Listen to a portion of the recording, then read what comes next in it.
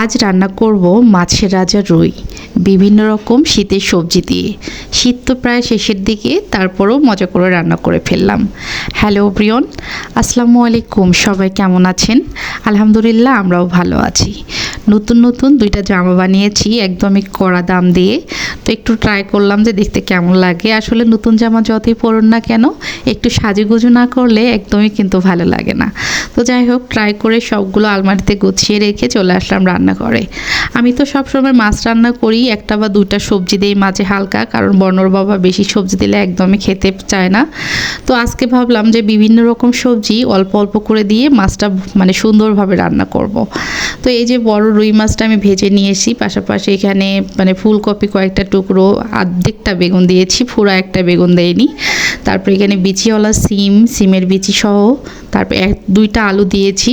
তো যাই হোক, ফার্স্টে মাছগুলো সবজিগুলো ভেজে নিয়েছি, তারপরে মশলাটা সুন্দরভাবে কষিয়ে নিয়ে সিমটা আর সিমের বিচিগুলো কষিয়ে নিলাম, যেন সিমের যে একটা কাঁচা স্মেল আছে ওটা যেন না থাকে। তো তারপরে এই যে ভেজে রাখা সবজিগুলো দিয়ে ভালোভাবে নেড়ে চেড়ে আমি এখানে ঝোল দিয়ে দেব। তারপরে হচ্ছে ঝোলটা যখন সুন্দরভাবে বলক এসেছে, তারপরে দিয়ে দেবো মাছগুলো।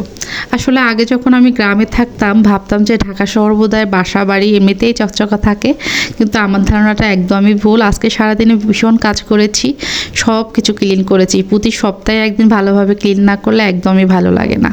তো যাই হোক, এদিকে মাছের ঝোল দিয়েছি, দেওয়ার পরে মাছগুলো দিয়ে দিলাম, লাস্টের দিকে একটা টমেটো দিয়ে দিলাম, দিয়ে এটা সুন্দরভাবে রান্না করে নিচ্ছি। পাশাপাশি ধনিয়া পাতা দেবো। আজকে নামানোর আগে গরম মশলা দেবো না, শুধু বেশি করে ধনিয়া পাতা দেবো। আর হচ্ছে এমনিতে তো সব কিছু দিয়েইছি।